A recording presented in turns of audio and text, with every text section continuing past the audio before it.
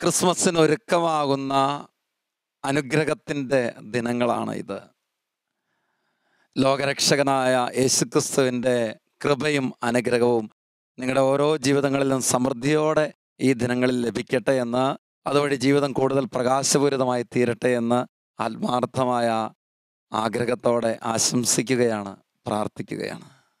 പ്രിയപ്പെട്ടവരെ, യോഹന്നാന്റെ സുവിശേഷത്തിൻ്റെ 1-ാം അധ്യായം 6-7 വചനങ്ങളിൽ നമ്മൾ ഇപ്രകാരം ചിന്തിക്കുന്നുണ്ട്. അത് മറ്റാരെയും കുറിച്ചല്ല, യേശുക്രിസ്തുവിന് മുന്നോടിയായി കടന്നു വന്ന സ്നാപക യോഹന്നാനെ കുറിച്ചുള്ളതായ ഓർമ്മപ്പെടുത്തലാണ്. വചനത്തിൽ ഇപ്രകാരമാണ് നമ്മൾ വായിക്കുക: ദൈവം അയച്ച ഒരു മനുഷ്യനുണ്ടായിരുന്നു, അവൻ്റെ പേര് യോഹന്നാൻ എന്നായിരുന്നു.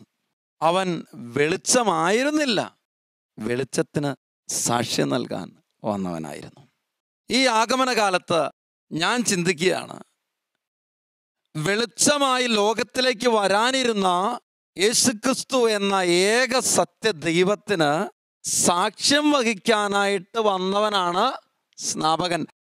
പ്രവാചകന്മാരിലെ അവസാനത്തെയും യേശുക്രിസ്തുവിൻ്റെ കാലത്തെ ആദ്യത്തെയും മുന്നോടിയായിട്ട് വന്നവൻ. പ്രിയപ്പെട്ടവരെ, ഒരു പ്രകാശൻ ലോകത്തിലേക്ക് വരുന്നതിന് മുമ്പ് അതിന് സാക്ഷ്യം വഹിക്കാനായിട്ട് വന്നവൻ. നിസ്സാര കാര്യമാണോ അത്? അല്ല. ഒരു വ്യക്തി വന്നു കഴിഞ്ഞാൽ ആ വ്യക്തിക്ക് സാക്ഷ്യം വഹിക്കുക കുറെ കൂടെ എളുപ്പമാണ്. എന്നാൽ ഒരുവൻ വരാൻ പോകുന്ന നിമിഷങ്ങളിൽ ആ വ്യക്തിയെക്കുറിച്ച് പരാമർശിച്ച് സാക്ഷ്യം വഹിക്കുക എന്നതൊരു നിസ്സാര കാര്യമല്ല. ഈ സ്നാപക യോഹന്നാന്റെ രംഗപ്രവേശനം നിങ്ങൾ ഓർക്കണം. തിരശ്ശീല ഉയർന്നു കഴിയുമ്പോൾ ഈ സ്നാപകം പ്രത്യക്ഷപ്പെടുക. തിരശ്ശീല ഉയരുമ്പോൾ കാണികൾ മുഴുവനും ഇങ്ങനെ പ്രതീക്ഷയോടുകൂടെ നോക്കിയിരിക്കുകയാണ്. ആരാണ് വരാൻ പോകുന്നത്? നായകനാണോ വരാൻ പോകുന്നത്, അതോ വില്ലനാണോ വരാൻ പോകുന്നത്, ആരാ വരാൻ പോകുന്നത് എന്ന് കാണികളൊക്കെ പ്രതീക്ഷയോടെ നോക്കിയിരിക്കുമ്പോൾ ഇതേ പ്രത്യക്ഷപ്പെട്ടു വരികയാ സ്നാപകൻ.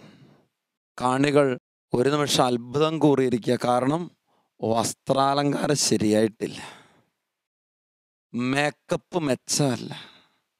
അവൻ ഒട്ടകരോമം കൊണ്ടുള്ള വസ്ത്രവും അരയിൽ തോൽവാറും ധരിച്ചിരുന്നു. വെട്ടുകിളിയും കാട്ടുതേനുമായിരുന്ന അവൻ്റെ ഭക്ഷണം. നോർത്തു നോക്കിയേ, പ്രതീക്ഷയോടുകൂടെ നോക്കിയിരിക്കുന്നവരൊക്കെ ഈ സ്നാപകനെ കാണുമ്പോൾ മനസ്സൊന്നും അടുത്തു പോകാം. പ്രിയപ്പെട്ടവരെ, എന്നാൽ സ്നാപകൻ ഉള്ളിൽ ഒരു തീ പേർന്ന വ്യക്തിയാ. എവിടെയാ തീ കിട്ടിയേ? അതാണ് അമ്മയുടെ ഉദരത്തിലായിരുന്ന നിമിഷങ്ങളിൽ തന്നെ പരിശുദ്ധ അമ്മയുടെ ഒരഭിവാദനം കൊണ്ട് ആത്മാവിൻ്റെ തീ, അഗ്നി ഉള്ളിപ്പേറിയപ്പോ ആ അഗ്നിയുടെ ചൂടുകൊണ്ട് സന്തോഷത്താൽ കുതിച്ചു ചാടിയ സ്നാപകനെ നമ്മൾ വിശുദ്ധ ഗ്രന്ഥത്തിൽ കണ്ടെത്തുന്നുണ്ട്. ഇത്ര മഹത്തരമായി ഉദരത്തിൽ വെച്ച് തന്നെ ആത്മാവിൽ നിറയപ്പെട്ട വ്യക്തിയാണ് സ്നാപകൻ. പ്രിയപ്പെട്ടവരെ, അത് തീയിൽ കുരുത്തത് വെയിലത്ത് വാടില്ലെന്ന കണക്ക് ആത്മാവിൻ്റെ അഗ്നി കൊണ്ട് നിറഞ്ഞു പോയ സ്നാപകൻ. വചനം സ്നാപകനെ കുറിച്ച് പറയുന്നത് എന്താണ്? മരുഭൂമിയിൽ വിളിച്ചു പറയുന്നവൻ്റെ ശബ്ദം. മരുഭൂമിയിൽ വിളിച്ചു പറയുന്നവൻ്റെ ശബ്ദം. തീഷ്ണത കൊണ്ട് ജ്വലിക്കുന്ന സ്നാപകൻ, കർത്താവിന് മുന്നോടിയായി വന്നവൻ, അർത്ഥശങ്കയ്ക്കിടയില്ലാത്ത വിധം പറഞ്ഞു വെക്കുന്ന കാര്യങ്ങളുണ്ട്. എൻ്റെ പിന്നാലെ വരുന്നവൻ എന്നെക്കാൾ ശക്തനാണ്. പ്രിയപ്പെട്ട ഒരു സ്നാപകൻ ശക്തവും വ്യക്തവുമായ ഭാഷയിൽ പറഞ്ഞു വെക്കുന്നുണ്ട്: കർത്താവിന് വഴിയൊരുക്കുവൻ, അവൻ്റെ പാതകൾ നേരെയാക്കുവൻ. മരുഭൂമിയിൽ വിളിച്ചു പറയുന്നവൻ്റെ ശബ്ദമാണ് ഞാൻ. നല്ല ഫലം കായ്ക്കാത്ത വൃക്ഷങ്ങളൊക്കെ വെട്ടി തീയിലെറിയപ്പെടാൻ പോവുക. പ്രിയപ്പെട്ടവരെ, കടന്നു വരാൻ പോകുന്ന യേശുക്രിസ്തു, ആത്മാവിൽ നിറഞ്ഞ യേശുക്രിസ്തു, ആ യേശുക്രിസ്തുവിനെ സാക്ഷ്യം വഹിക്കാൻ വന്ന സ്നാപകൻ വഴിയൊരുക്കുക. നമ്മളൊന്ന് ചിന്തിച്ചു നോക്കിയേ, ബഹുമാന്യനായ ഒരു വ്യക്തി കടന്നു വരുമ്പോൾ ആ വ്യക്തിക്ക് ഒരു വഴിയൊരുക്കുക എത്ര സുന്ദരമായിരിക്കും. വളഞ്ഞ വഴികളൊക്കെ നേരെയാക്കപ്പെടുന്ന, വഴി പരിപരുത്തമൊക്കെ മൃദുവാക്കപ്പെടുന്ന ഒരു യഥാർത്ഥ വഴിയൊരുക്കല്. എന്തിനു വേണ്ടി? ലോകരക്ഷകൻ, സകലതിനെ അധിപതിയായവൻ ആരാണോ അനാദികാലം മുതലേ ഉണ്ടായിരുന്നത്, ആരെയാണോ ലോകം തിരിച്ചറിയാതെ പോയത്, ഏത് പ്രകാശമാണോ ലോകത്തിലേക്ക് വരുന്നത്, അവന് വഴിയൊരുക്കാൻ വേണ്ടി വന്ന സ്നാപകൻ എത്രയോ മനോഹരമായിട്ടാണ് അവൻ്റെ വഴിവെട്ടുക എന്ന് ചിന്തിക്കുക. ഇന്ന് എൻ്റെയും നിങ്ങളുടെയും ഒക്കെ പ്രവർത്തികൾ എത്രയോ സുഗമമാണ്. കാരണം പ്രകാശൻ ലോകത്തിലേക്ക് വന്നു കഴിഞ്ഞു. വെളിച്ചം ദുഃഖമാണുണ്ണീ, തമസ്സല്ലോ സുഖപ്രദം എന്ന് ചിന്തിക്കുമാറ് ഈ ലോകത്തിൻ്റെ വ്യാമോഹങ്ങളിലും അതിൻ്റെ സുഖേച്ഛകളിലും അതിൻ്റെ സന്തോഷങ്ങളിലും അത് തീർക്കുന്ന ഇരുളിമയിലും സന്തോഷിച്ച് അഭിരമിക്കുന്ന ഒരു സമൂഹം ഇന്ന് അറിയാതെ രൂപപ്പെടുകയാണ്. സത്യമുണ്ട് പ്രിയപ്പെട്ടവരെ. പക്ഷേ ഞാനും നിങ്ങളും ചിന്തിക്കേണ്ട കാര്യം എന്താണെന്നറിയോ? ഇവിടെ എത്രമാത്രം ഈ കാലഘട്ടത്തിൽ ഒരു സാക്ഷ്യം വഹിക്കാൻ എനിക്ക് പറ്റുന്നുണ്ട്, നമുക്ക് പറ്റുന്നുണ്ട്. നമ്മൾ ചിന്തിക്കേണ്ട കാര്യം ഇതേ ഉള്ളൂ. എനിക്ക് എത്രമാത്രം യേശുക്രിസ്തുവിന് സാക്ഷ്യം വഹിക്കാൻ സാധിക്കുന്നുണ്ട്? ഞാൻ ഈ ലോകത്തിൽ ഇന്ന് അവൻ്റെ പ്രകാശത്തെ സ്വീകരിച്ച പ്രകാശത്തിൽ നയിക്കപ്പെടുന്നവനാ. ഒരു കത്തോലിക്ക പുരോഹിതൻ എന്ന നിലയിൽ യേശുക്രിസ്തുവിൻ്റെ പ്രകാശത്തെ ഉള്ളിൽ പേറി ആത്മീയ ശുശ്രൂഷകൾ വ്യാപരിക്കുമ്പോൾ വചനമാകുന്ന വെളിച്ചത്തെ ഉള്ളിൽ സ്വീകരിച്ചുകൊണ്ട് ആ വെളിച്ചം ഉള്ളിൽ പേറി എൻ്റെ മനസ്സിനെ, എൻ്റെ ശരീരത്തെ പ്രകാശിതമാക്കി ആ പ്രകാശത്താൽ അനേകരെ യേശുക്രിസ്തു എന്ന യഥാർത്ഥ പ്രകാശത്തിലേക്ക് നയിക്കാനുള്ള ഒരു വിളി ഒരു വൈദിക ജീവിതത്തിൽ എനിക്കുണ്ട് പ്രിയപ്പെട്ടവരെ. നമ്മുടെയൊക്കെ ജീവിതത്തിൽ വ്യക്തവും കൃത്യമായൊരു ദൗത്യം ഇല്ലേ? കത്തോലിക്ക സഭയുടെ മതബോധന ഗ്രന്ഥം നമ്പർ 900 വളരെ വ്യക്തവും കൃത്യവുമായിട്ട് പഠിപ്പിക്കുകയാണ്. ഓരോ അൽമായനും അവനായിരിക്കുന്ന സാഹചര്യത്തിൽ ക്രിസ്തുവിന് സാക്ഷ്യം വഹിക്കാനായിട്ടുള്ളൊരു വിളിയുണ്ട്. പ്രിയപ്പെട്ടവരെ, സുവിശേഷത്തിന്റെ ആനന്ദം എന്ന് പറയുന്നതായ അപ്പസ്തോലിക ഉദ്ബോധനത്തിലൂടെ പരിശുദ്ധ പിതാവ് ഫ്രാൻസിസ് പാപ്പ എത്ര വ്യക്തവും കൃത്യവുമായിട്ട് തൻ്റെ അജഗണത്തെ ഓർമ്മിപ്പിക്കുന്നുണ്ട്. പ്രിയപ്പെട്ടവരെ, ഒഴിവ് സമയം സംരക്ഷിക്കുക എന്നുള്ള ഒരു വ്യഗ്രതയിൽ സുവിശേഷ ജോലികൾ ചെയ്യാൻ മടി കാണിക്കുന്ന ഒരു സമൂഹമായിട്ട് നിങ്ങൾ അധപ്പതിക്കുന്നുണ്ടോ? യേശുക്രിസ്തുവിന് സാക്ഷ്യം വഹിക്കാനായിട്ടുള്ള ഒരു വിളി നിങ്ങൾക്കില്ലേ? നമുക്കൊക്കെ യേശുക്രിസ്തുവിന് സാക്ഷ്യം വഹിക്കാനായിട്ടുള്ള ഒരു വിളിയുണ്ട് പ്രിയപ്പെട്ടവരെ. ഈ സ്നാപകനേക്കാൾ 10 മടങ്ങ് മൂർച്ച കൂടിയതാകണം നമ്മളുടെ ഈ ഒരു ദൗത്യം. കാരണം എന്താണ്? നമ്മൾ ആ വെളിച്ചത്തെ അനുഭവിച്ചവരാണ്. പ്രിയപ്പെട്ടവരെ, സാക്ഷ്യം വഹിക്കാനായിട്ട് ഒരു വ്യക്തിക്ക് സാധിക്കുന്നത് എപ്പോഴാണ്? അവൻ ആ വെളിച്ചത്തെ ഉള്ളിൽ പേറുമ്പോഴാണ്. കോപ്റ്റിക് ക്രിസ്ത്യൻ സമൂഹത്തിൽ ഒരു ധ്യാനചിന്ത വായിച്ചു കേട്ടത് ഓർക്കുകയാണ്. യജമാനൻ തൻ്റെ നായ്ക്കളെയും കൊണ്ട് നായാട്ടിന് പോവുകയാണ്. കാട്ടിൽ ചെന്ന് കഴിഞ്ഞാൽ അദ്ദേഹം വാഹനം നിർത്തി ആ വാഹനത്തിലെ ഈ നായ്ക്കളുടെ കൂട് തുറക്കുമ്പോൾ ഈ കൂട്ടിലുള്ള നായ്ക്കളൊക്കെ ഉടനെ തന്നെ കാട്ടിലേക്ക് അതിവേഗത്തിൽ ഇറങ്ങും. എന്നിട്ട് ഇതുങ്ങൾ 4 പാട് ഓടും. ഉടനെ തന്നെ മൃഗങ്ങൾക്കുള്ള പ്രത്യേകത കൊണ്ട് അതുങ്ങൾ മണം പിടിച്ച് നടക്കും. ഇവിടെ മണം പിടിച്ച് നടക്കുമ്പോൾ ഏതാനും സമയത്തിനുള്ളിൽ തന്നെ പല വഴിക്ക് ചെതറിപ്പോകുന്നതിൽ ഏതെങ്കിലും ഒരു നായ ഒരു കാട്ടുമൃഗത്തെ കണ്ടെത്തും. കാട്ടുമൃഗത്തെ കണ്ടെത്തുന്ന ആ നായി തൽക്ഷണം തന്നെ കുരയ്ക്കാൻ തുടങ്ങും. അവൻ ഈ മൃഗത്തെ കണ്ടു. ഈ സമയത്ത് അവിടെ ഇവിടെ അലഞ്ഞ് വേറെ മണം പിടിച്ച് നടക്കുന്ന മറ്റു നായ്ക്കൾ ഈ കുരയുടെ ശബ്ദം കേൾക്കുമ്പോൾ ഒരു കാര്യം മനസ്സിലാവും. എന്താ? എവിടെയോ ഒരു കാട്ടുമൃഗത്തെ കണ്ടിട്ടുണ്ട്. ഇതുങ്ങളൊക്കെ ആ കുരകെട്ട സ്ഥലത്തേക്ക് ഓടും. പ്രിയപ്പെട്ടവര്, കുരകെട്ട സ്ഥലത്തേക്ക് ഓടുമ്പോൾ ഈ കാട്ടുമൃഗം ഓടിക്കളയുമ്പോൾ ഈ കണ്ട നായ അതിനെ തൊട്ടില്ല എന്ന മട്ടിൽ വീണ്ടും ആഞ്ഞാഞ്ഞു കുരച്ചുകൊണ്ട് അതിനെ പിന്നാലെ പരക്കം പായും. ബാക്കി നായ്ക്കളൊക്കെ ഈ കുരയുടെ ശബ്ദം കേട്ട് അതിന് പിന്നാലെ ഓടാൻ തുടങ്ങും. അല്പസമയം കഴിയുമ്പോൾ എന്താ സംഭവിക്കുക? ഈ ഒച്ച കേട്ട് ഓടിയ നായ്ക്കളൊക്കെ അവിടെ നിൽക്കും. കാരണം എന്നാ? അതുങ്ങളാകെ കേട്ടത് ഈ ഒച്ച മാത്രമേ ഉള്ളൂ. അത് കാട്ടുമൃഗത്തെ കണ്ടോ? കണ്ടില്ല. അതുകൊണ്ട് അതിൻ്റെ കുര അപ്പോഴേ തീർന്നു. സ്നേഹമുള്ളവരെ, സത്യത്തിൽ എന്താ എനിക്കും നിങ്ങൾക്കും സാക്ഷ്യം വഹിക്കാൻ സാധിക്കാത്ത അവസ്ഥ എന്ന് ചിന്തിച്ചാ ഈ കുര മാത്രം കേട്ട ഈ നായ്ക്കളുടെ കണക്കാ. നമ്മൾ കേട്ടിട്ടുള്ളത് കുരേ ഉള്ളൂ, കണ്ടിട്ടില്ല. പ്രിയപ്പെട്ടവരെ, യഥാർത്ഥ ക്രിസ്തു അനുഭവം സ്വന്തമാക്കാതെ ഒരു വ്യക്തിക്ക് സാക്ഷ്യം വഹിക്കാനായിട്ട് പറ്റത്തില്ലെന്നുള്ള സത്യ. ഞാൻ ഓർക്കുന്നുണ്ട്, ഈ ആത്മീയ കേന്ദ്രത്തിൽ ശുശ്രൂഷ ചെയ്യുന്ന സമയത്ത് ധ്യാനത്തിൽ പങ്കെടുത്ത് മടങ്ങുന്ന ചില വ്യക്തികളെ ആത്മാവ് തൊടുന്ന സമയമുണ്ട്. ഇവിടെയുള്ള പരിശുദ്ധ കുർബാനകളിൽ, വചനപ്രഘോഷങ്ങളിൽ, ആരാധനകളിൽ ഈ ശുശ്രൂഷയിലൂടെയൊക്കെ കടന്നു പോകുമ്പോൾ ചില വ്യക്തികൾക്ക് ഒരു പ്രത്യേക ദൈവാനുഭവം ഉണ്ടാകും. അവര് ഹൃദയത്തിന് നിറവോടെ കതച്ചൊക്കെ വന്ന് ചിലപ്പോൾ പറയും, അച്ഛാ ഞാൻ ഈശോയെ കണ്ടു, അച്ഛാ ഞാൻ ഈശോയെ അനുഭവിച്ചു, അച്ഛാ കുരിശിൽ പടയുന്ന കർത്താവിനെ കണ്ടു, ഈശോ എൻ്റെ അടുത്ത് വന്ന് എൻ്റെ ശിരസിൽ കൈവെക്കുന്നത് കണ്ടച്ഛ. ഇങ്ങനെയൊക്കെ ഒരുപാട് അനുഭവങ്ങൾ പറയാറുണ്ട്. പ്രിയപ്പെട്ടവരെ, ഞാൻ ഓർക്കുകയാണ്, ഇതിൽ ചില വ്യക്തികൾ അവരുടെ ജീവിതത്തിൽ വീണ്ടും പറയുക, അച്ഛാ ഇത്രയും നാളൊക്കെ എങ്ങനെയൊക്കെയാ ജീവിച്ചു പോയത്, എൻ്റെ ഈശോയെ എന്തേരെ വേദനിപ്പിച്ചു, ഇനി ഒരു തീരുമാനം എടുത്തച്ഛാ, എനിക്കിനി എൻ്റെ ഈശോയ്ക്ക് സാക്ഷിയായിട്ട് ജീവിക്കണം. ഒരുപാട് പേരെ എനിക്ക് സ്നേഹത്തോടെ ഈ ആലയത്തിലേക്ക് കൂട്ടിക്കൊണ്ടുവരണം. ഉള്ളിലൊരു തീ പേറുമ്പോൾ ആ വ്യക്തികൾക്കുണ്ടാകുന്ന അനുഭവമാ. ഞാൻ ഓർക്കുന്നത് ചില വ്യക്തികളിൽ നിലനിൽക്കുന്ന ഒരു ചൈതന്യമായിട്ട് ഇതുണ്ട്. കുറച്ച് നാളുകൾക്ക് മുമ്പ് തന്നെ ധ്യാനം കൂടി മടങ്ങിയ ഒരപ്പച്ചനെ കുറിച്ച് ഈ അടുത്ത ആഴ്ചയിൽ ധ്യാനം കൂടാൻ വന്നപ്പോ അമ്മച്ചി പറഞ്ഞു, എൻ്റെ അച്ഛാ വലിയ സന്തോഷം അച്ഛാ, വിവാഹം കഴിഞ്ഞ് ഇന്നോളം ഇതുപോലെ ഒരു സന്തോഷം ഉണ്ടായിട്ടില്ല. ഞാൻ ചോദിച്ചു, എന്നാ അമ്മച്ചി? എൻ്റെ അച്ഛാ ഇന്ന് അങ്ങർക്ക് കുടിയില്ല. 7 മണി കഴിഞ്ഞാൽ പിന്നെ പ്രാർത്ഥനയ്ക്കുള്ള തയ്യാറെടുപ്പായി. പണ്ട് പ്രാർത്ഥനയുടെ സമയമാകുമ്പോഴത്തേക്കും പുറത്തേക്ക് ഒരു ഇറക്കമുണ്ട്, വരാൽ വെള്ളം എടുക്കാൻ പോകുന്ന കണക്ക് ഒരു പോക്ക്.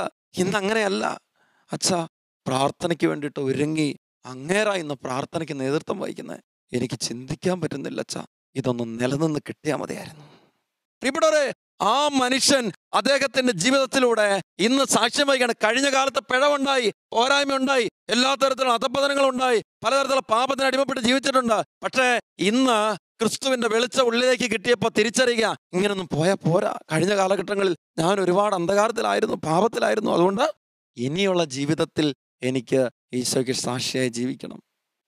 ലോകത്തിന്റെ വ്യാമോഹങ്ങളിൽപ്പെട്ട് തെറ്റായ പ്രണയത്തിലും ബന്ധത്തിലുമായിരുന്ന ഒരു പെൺകുട്ടി ആ ബന്ധത്തെ മുഴുവൻ ഉപേക്ഷിച്ച് കളയാൻ മനസ്സായപ്പോൾ കഴിഞ്ഞ ഒരുപാട് നാളുകളിൽ പാപത്തിന്റെ സുഖേച്ഛയിൽ മുഴുകി ജീവിച്ചിരുന്ന ആ പെൺകൊച്ച് ഇന്ന് ചെയ്യുന്ന കാര്യം എന്നറിയോ പ്രിയപ്പെട്ടവരെ? അവളൊരു നേഴ്സാ. അവള് സാധിക്കുന്നിടത്തോളം ഓരോ അവസരത്തിലും രക്തം ദാനം ചെയ്യും.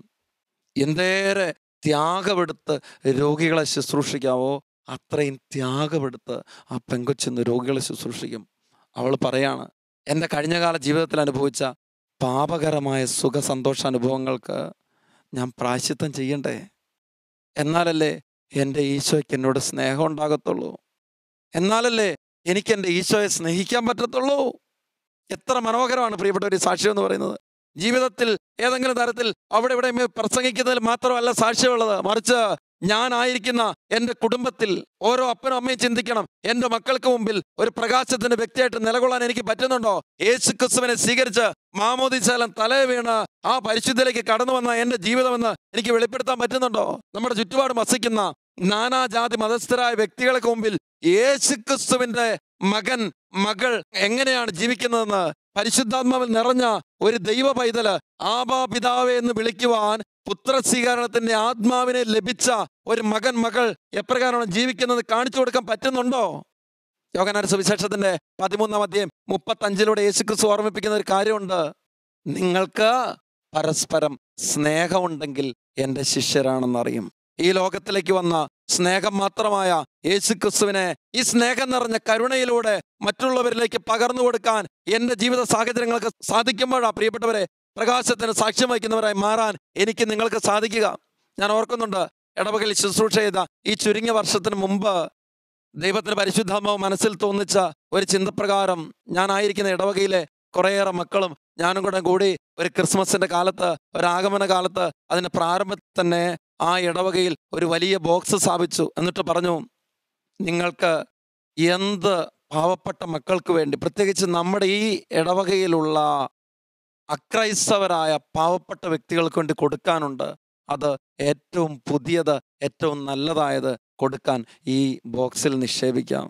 ഞാൻ ഓർക്കുകയാണ്, ഡിസംബർ മാസം 20-22 ആയപ്പോഴത്തേക്കും ഞങ്ങൾ അവയെല്ലാം കളക്ട് ചെയ്തു.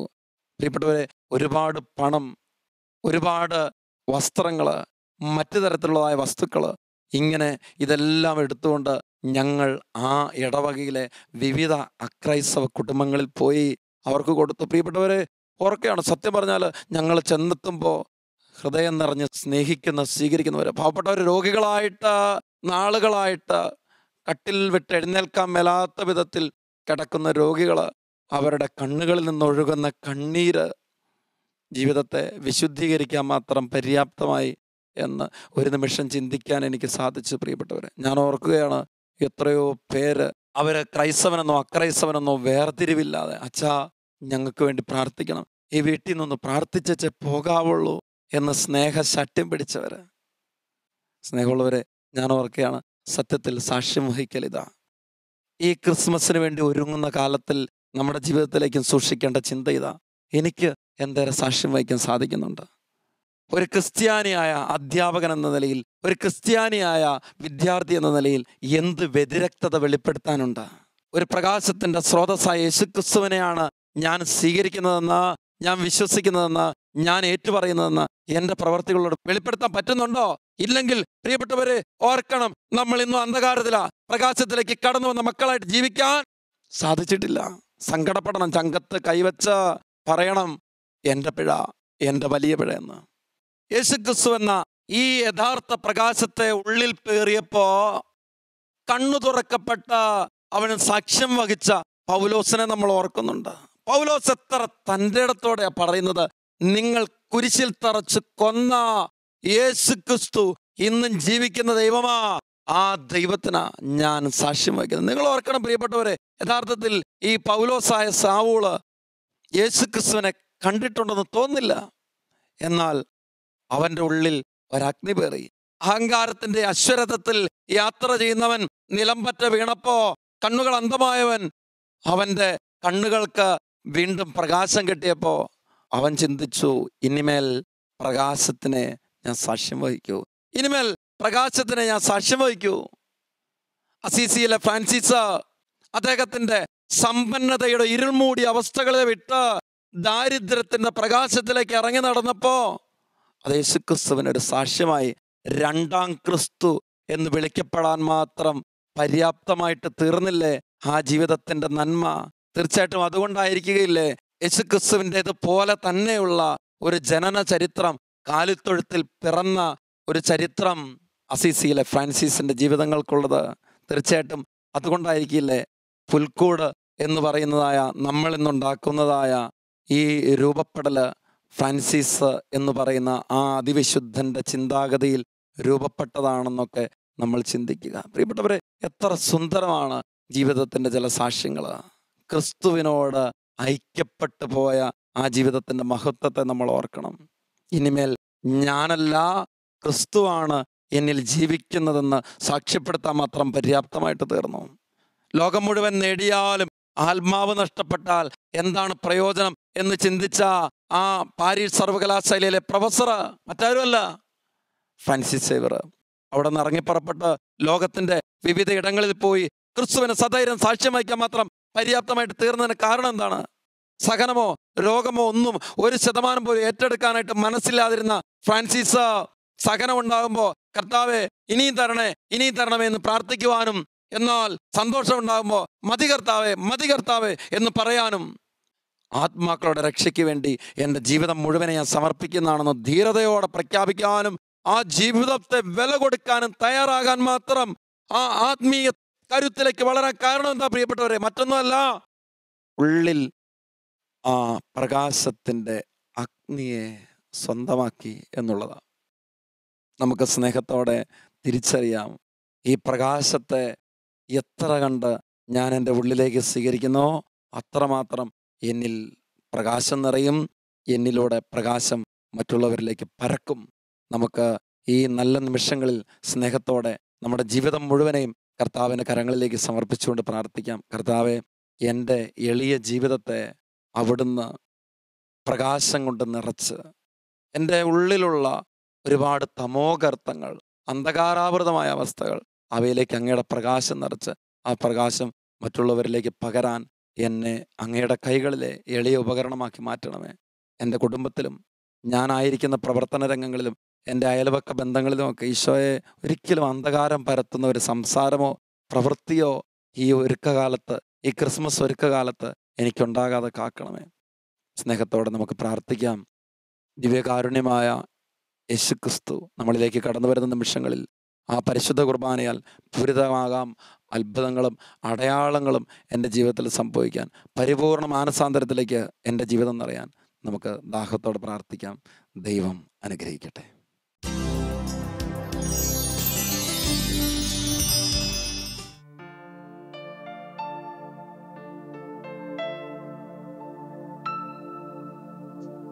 ഞാൻ ലോകത്തിൻ്റെ പ്രകാശമാണ്. എന്നെ അനുഗമിക്കുന്നവൻ അന്ധകാരത്തിൽ നടക്കുന്നില്ല, അവന് ജീവന്റെ വെളിച്ചമുണ്ടാകുമെന്ന് അരുളിച്ചതുകൊണ്ട് വെളിച്ചമായി കൂടെ വസിക്കുന്ന കർത്താവെ, അങ്ങേക്ക് സാക്ഷ്യം വഹിക്കാൻ വന്ന സ്നാപകനെ ധ്യാനിക്കുന്ന ഈ നിമിഷങ്ങളിൽ ഞങ്ങളുടെ ഓരോ ജീവിതങ്ങളിലും പ്രകാശമായ അങ്ങേക്ക് സാക്ഷ്യം വഹിക്കാനായിട്ടുള്ള ഒരു വിളി ഞങ്ങൾക്കുണ്ടെന്ന തിരിച്ചറിവോടുകൂടെ ഈ നിമിഷം അവിടുത്തെ പരിശുദ്ധമായ വചനത്തിൻ്റെയും ദിവ്യകാരുണ്യ സാന്നിധ്യത്തിൻ്റെ മുമ്പിൽ പ്രാർത്ഥിക്കുകയാണ്. കർത്താവേ, ഞങ്ങളുടെ ജീവിതങ്ങളിലേക്ക് അങ്ങയുടെ ശക്തി ഇപ്പോൾ പ്രവഹിക്കട്ടെ, അങ്ങയുടെ അഭിഷേകം ഇപ്പോൾ നിറയട്ടെ, അങ്ങയുടെ ചൈതന്യം ഇപ്പോൾ നിറയട്ടെ. എല്ലാ ദൈവമക്കളും ഈ നിമിഷം ആയിരിക്കുന്ന ഇടങ്ങളിൽ എഴുന്നേറ്റ് നിന്ന് അതീവ തീക്ഷ്ണതയോടെ ജീവിക്കുന്ന യേശുക്രിസ്തു എന്ന സത്യദൈവനാമത്തെ സ്തുതിച്ച് വിളിച്ചപേക്ഷിച്ച് പ്രാർത്ഥിക്കുന്ന സമയമാണിത്. കർത്താവിന് ശക്തി നമ്മളിലേക്ക് ഒഴുകിയിറങ്ങണം. ദൈവിക ചൈതന്യം കൊണ്ട് നമ്മൾ ഓരോരുത്തരും നിറയണം. ഈ ബോധ്യത്തോടുകൂടെ പ്രാർത്ഥിക്കുകയാണ്. ജീവിതത്തെ കർത്താവിൻ്റെ സന്നിധിയിലേക്ക് ഒന്ന് സമർപ്പിച്ച്, സങ്കടങ്ങളെന്ന് സമർപ്പിച്ച്, വേദനകളെ സമർപ്പിച്ച്, നിനക്ക് യേശുക്രിസ്തുവിനെ സാക്ഷ്യം വയ്ക്കാൻ സാധിക്കാത്ത വിധത്തിൽ കഴിഞ്ഞകാല ജീവിതത്തിൽ ഒരു ജീവിതം നയിച്ചോ? കഴിഞ്ഞകാല ജീവിതത്തിൽ ലോകത്തിന്റെ അവസ്ഥകളിൽപ്പെട്ട ഒരു ജീവിതം നയിച്ചോ? ഇപ്പോഴും നീ പാപത്തിനൊരു ബന്ധനത്തിലാണോ? ലോകത്തിന്റെ ഒരുപാട് വശ്യതകൾ നിന്റെ ജീവിതത്തിൽ കൃപയോടെ വ്യാപരിക്കുന്നതിൽ നിന്ന് നിന്നെ തടസ്സപ്പെടുത്തുന്നുണ്ടോ?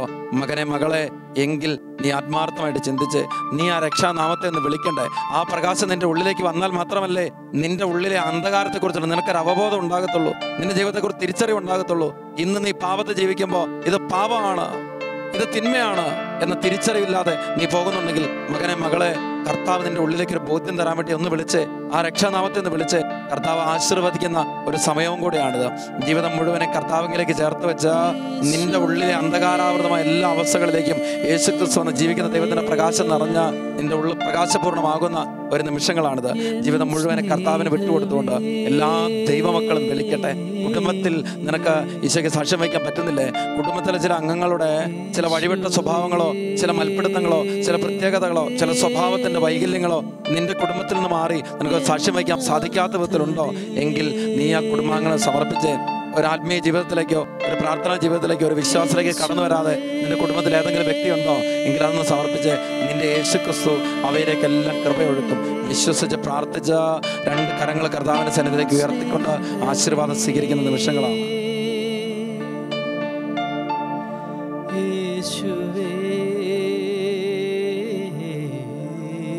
കണ്ണുകൾ അടച്ചുകൊണ്ട് തന്നെ രണ്ട് കരങ്ങളും എല്ലാവരും ഈശോയുടെ നേരെ ഉയർത്തിപ്പിടിച്ചിരിക്കുന്ന നിമിഷങ്ങളാണിത്.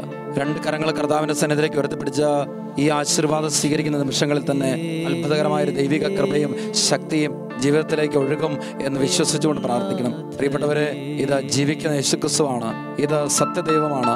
ആ ദൈവത്തെയാണ് ഞാൻ ആരാധിക്കുന്നത്, ആ ദൈവത്തെയാണ് മഹത്വപ്പെടുന്നത്. ഈ അവബോധത്തോടുകൂടെ കർത്താവിന്റെ ആശീർവാദത്തെ കരങ്ങൾ ഉയർത്തി സ്തുതിച്ചുകൊണ്ട് നമ്മൾ സ്വീകരിക്കുന്നു. Hallelujah, hallelujah, hallelujah, hallelujah, hallelujah, hallelujah, hallelujah, hallelujah.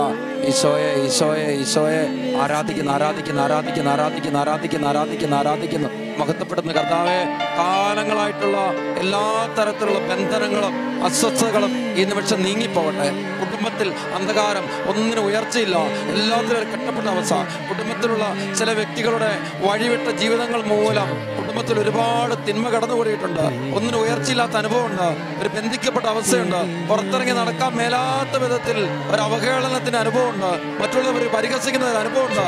മകനെ, മകളെ, നീ ആ കാര്യങ്ങൾ വിട്ട് നിന്റെ ജീവിതം അവസാനിപ്പിക്കണമെന്നുള്ള ചിന്തയുടെ ഒരു നിരാശാബോധം, ഒരു കുറ്റബോധം നിന്റെ ഉള്ളിലുണ്ട്. ആ കാര്യങ്ങൾ മുഴുവൻ മറക്കുക. ഇത് യേശുക്രിസ്തുവിന്റെ പ്രകാശം നിന്നിലേക്ക് കത്തിപ്പടരുന്ന നിമിഷങ്ങളാണ്. ആ പ്രകാശം നിന്നിലേക്ക് പരിലസിക്കുന്ന നിമിഷങ്ങളാണ്. സ്നേഹത്തോടെ യേശുവിനെ വിളിച്ച് ആശീർവാദം സ്വീകരിക്കുന്നു. ആരാധന, ആരാധന, ആരാധന, ആരാധന, ആരാധന. Hallelujah, hallelujah, hallelujah, hallelujah, hallelujah, hallelujah, hallelujah, hallelujah. ആരാധന, ആരാധന. Hallelujah, hallelujah, hallelujah, hallelujah, hallelujah.